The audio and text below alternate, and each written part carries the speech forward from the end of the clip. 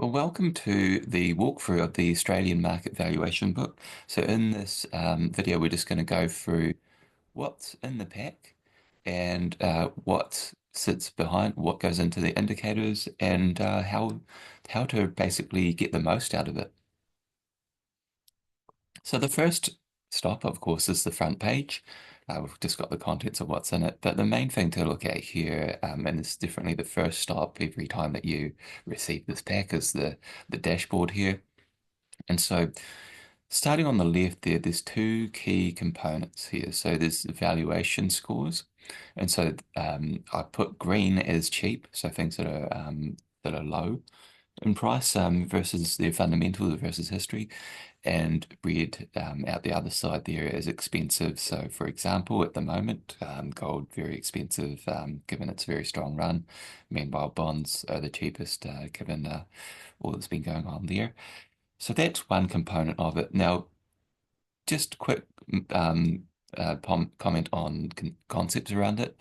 Valuations, we get the strongest signal from valuations when they're at extremes, and the weakest signal sort of when they're around the middle part there, or close to neutral.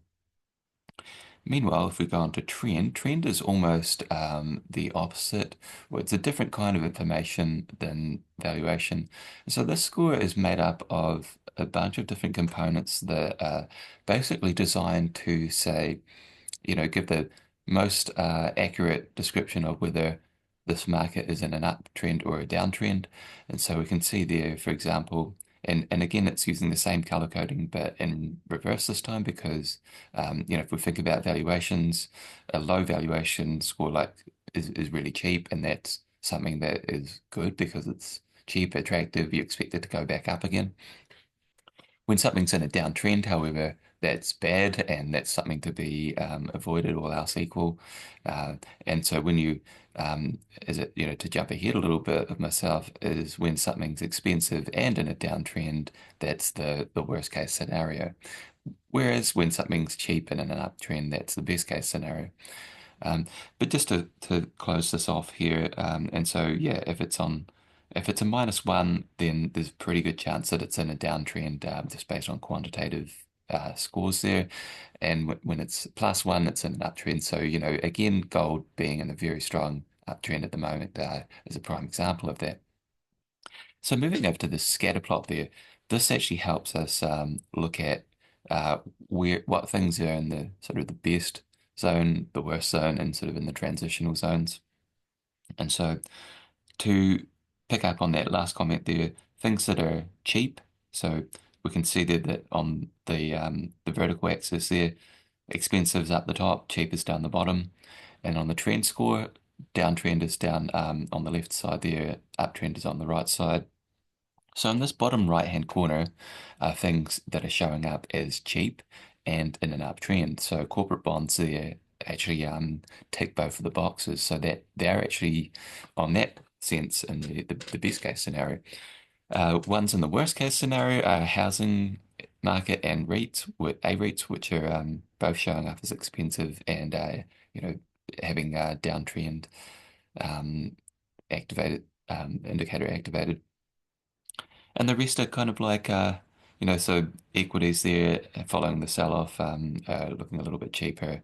Aussie dollar was always a bit cheaper there, and Aussie government bonds are still very cheap, the cheapest there, but haven't quite moved out of the downtrend into the uptrend. And so, on that note, the way that the market cycle works is that you go for that sort of that up wave, and at the top, on the way up, you know, when you're in a bull market, you're often expensive but in an uptrend, which is your top right hand corner there, which is gold. Gold definitely ticks that box. It's in an uptrend and expensive, and that's kind of the bull market phase, the phase where, okay, based on valuations, you would be cautious because it's expensive, but it's still in an uptrend.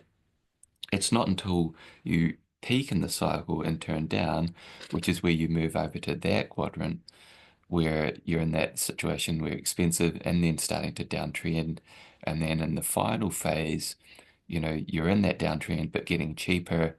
and then ultimately you bottom out and you move into uptrend from cheap, and then you make your way back into uptrend and expensive. And so the market cycle goes around basically in a anti-clockwise fashion on that valuation trend map.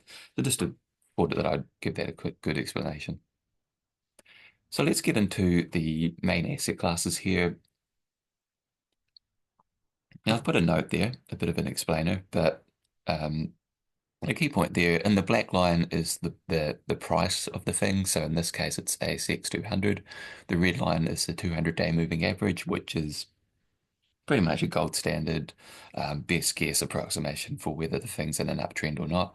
And we can tell that in two ways, whether the price is above its 200-day moving average is a pretty good rule of thumb. The other one is the slope of the 200-day moving average. So when the 200-day moving average is upward sloping, so moving up, basically today's 200-day is higher than yesterday's 200-day.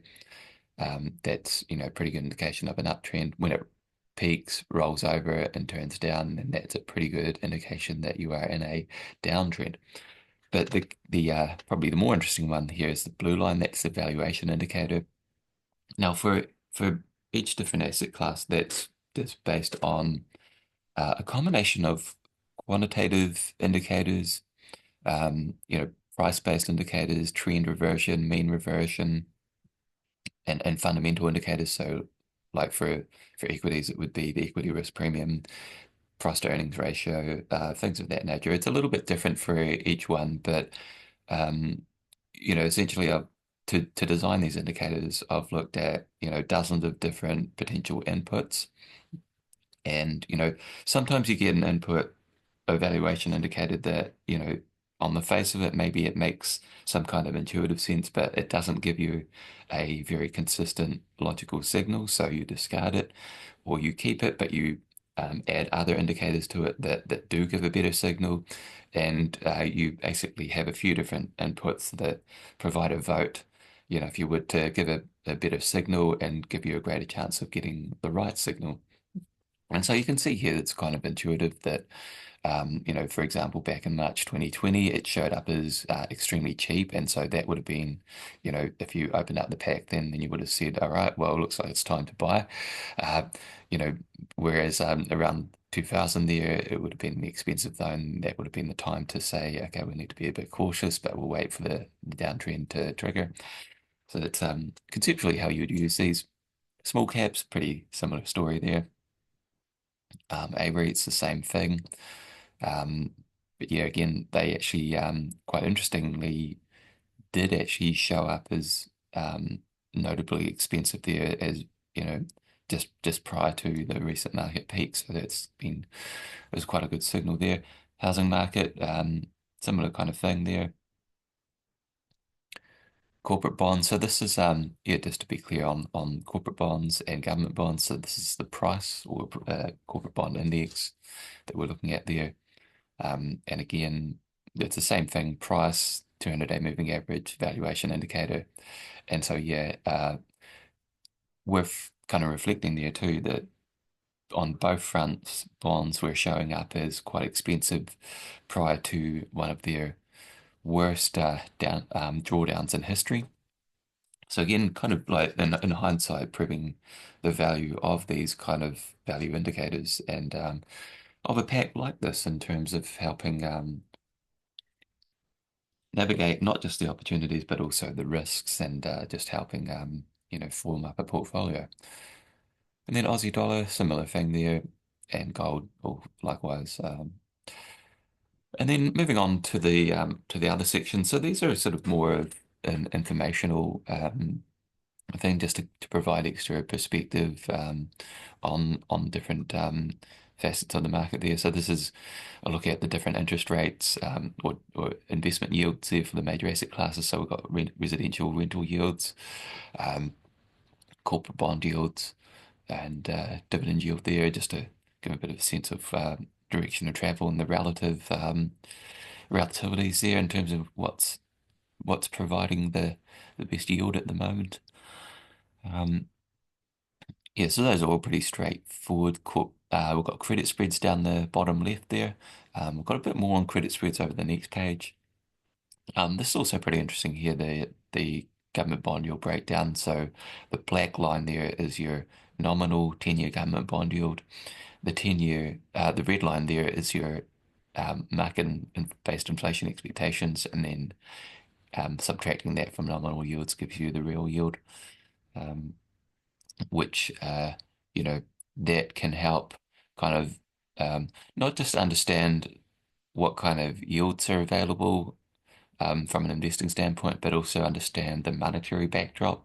So, when your real yields are very negative, that would, very supportive for just about every asset, and then when you have that big shock in real yields, no wonder that we had a bit of market volatility back in 22. Now, moving on to credit spreads here. So, for this chart here, we're basically looking at a credit spread indicator for Australian market there. I have backcasted a little bit there just to provide a little bit more history modeled out on US credit spreads. But it's kind of the reverse here. So very high credit spreads is basically a cheap signal, and that you often see credit spreads spike along with the equity market bottoming or falling. So that kind of works inversely. And then we've also got here bank CDS, so credit default swaps, which is basically market-based perceptions of risk for that sector. And same thing for government bond for government there. And then FX market volatility, equity market volatility. And so these are designed to just give a broader insight into risk pricing and how things are tracking. It's the same thing. When all of these types of indicators go very low, it's a bit of a it's a bit of a contrarian risk signal. So like if these like sort of, if we looked at back in 21 there when credit spreads were very tight, that was basically a complacency signal and a contrarian bearish signal. Whereas when they spiked, that was basically a contrarian bullish signal. But probably the other thing to note there is just when you reach very low levels and start to turn up, that's a definitely a risk flag. The capital market assumptions page. This is something that asset allocators in super funds use quite a lot to build their portfolios in terms of mean variance optimization. So it's looking at a 5 to 10 year horizon. So if you look at the breakdown here for the expected return for equities, it's yield, so dividend yield, plus some kind of growth expectation, usually based on nominal GDP expectation, and then a valuation mean reversion factor. So if the thing's showing up as cheap, we expect it to sort of revert back to average over that forecast horizon. Um, Global equities there, so that's heavily influenced actually by US markets, which are still expensive, and so that's why that valuation score is showing up as negative, because we expect valuations to kind of come down to neutral a bit. And then A REITs is in global REITs is the same. Government bonds and most of fixed income, it's more of a um, you know, this is your yield for that 5 to 10 year horizon, and buy and hold, that's what you get. Um, and then cash is based on expected average cash rate over the forecast horizon. And so that gives you the expected return landscape there. Um, yeah, these are again are more for sort of longer term strategic asset allocation setting, but I have found that in calculating these expected returns for top-down charts for the monthly pack there over the last 7 years, that there are times when you get really extremes or significant differences between them that they can actually also provide a bit of tactical insight. Then the bottom one there is just showing the historical volatility, which informs your expected volatility versus your expected return, and so it kind of shows you a bit of context there. Um, Normally the sort of optimal line there would be that you want things that are above the line, things that are like providing a greater expected return given a certain level of volatility than otherwise. Then moving on into, I guess this is almost a bit of an appendix, just providing a bit of more sort of reference data and information on sectors there. So I think probably worth just explaining this table. So because there's two forms of color coding here. So the first one is just showing which one is the absolute cheapest or most expensive on a PE10 basis across those sectors. So tech um, is very much the most expensive, whereas energy is the cheapest there. And then you've got the second column there, which is versus long-term average. So the current PE10, so price to trailing average 10-year earnings versus long-term average. And it is green if it is lower than average, and it's red if it's higher than average. So, for example, you could be green, for example, with telecoms. You could be at the cheaper end across sectors, but you could still be slightly expensive because you're higher than average. Whereas energy is cheap, cheapest of them all, and cheap, very cheap versus history. And then the rest of them are just looking at different versions of the same thing. Now, dividend yield, yeah, slightly different there, because obviously the higher your dividend yield is, the better. And so, yeah, it's the best dividend yield gets a green, and if the dividend yield is higher than average, that's a good thing. Then we're looking at just a quick explanation of what these are. So we've got the small ords, so your small caps in the blue, your mid caps in the grey, large caps in the black there for your trailing price to trailing average 10-year earnings there, dividend yield. And then you've got the market excluding financials and resources there in the blue, and the total market in the black. And then we've just got each of your different sectors there, PE10 ratio, price to book ratio. And this is, I guess, just providing um, further context and I guess maybe confirmation to the earlier valuation indicators. But you can see there also that some of the shortcomings of these type of things that with healthcare, for example, it's made a sort of structural increase over time. So you'd almost have to do price versus valuation indicator versus trend to really detect whether the thing is cheap or expensive. Dividend yield there, and then price just across each of the sectors against its 200-day moving average, providing a bit of extra context. And then the last page here is relative performance indicators there. So this is just relative price performance on the top part there.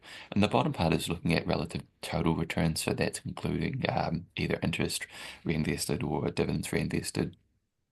And so that just gives you a sense. So for example, the bottom right there, stocks versus bonds. Stocks have um, substantially outperformed versus bonds over the last couple of years there, which is partly due to stocks going up and bonds really going down in a big way.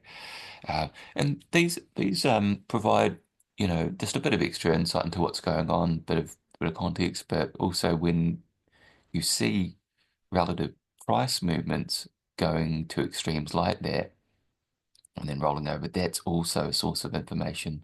Like, for example, prior to '08, you had this big run up in the stock bond ratio and then it rolled over. That was a warning sign, basically.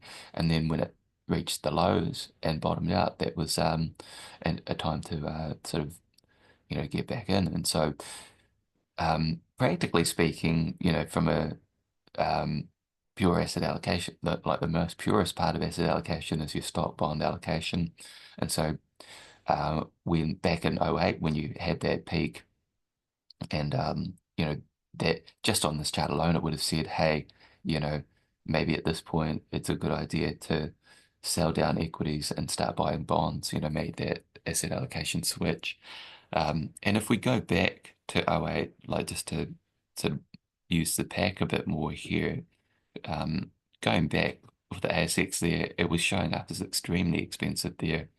So, you know, that would have said, you know, be a bit cautious on equities. And certainly when it fell below its 200-day moving average, that was like your real, you know, time to really get going, get moving on that front. And then meanwhile, on the bond side of things, you know, back around that time, throughout that time, actually, bonds were showing up as cheap, and certainly, you know, prior to when things all kicked off, they were showing up as cheap. And when it did kick off, they actually had, you know, they had a good run of performance, which is, you know, it's kind of asset allocation 101, diversification 101 is that, you know, you want to have things that are going to go up when other things are going down to um, to kind of smooth out the ride, but also to give you a source of funds to actually act, you know, when other assets start showing up as cheap. So kind of probably a good way to kind of round out this walkthrough and yeah, and lastly, there's a few notes at the back just on methodology and there. So but basically I've already covered those. So yeah, but if you have any other questions, definitely feel free to get in touch or you know, make a comment in the comment section on the website.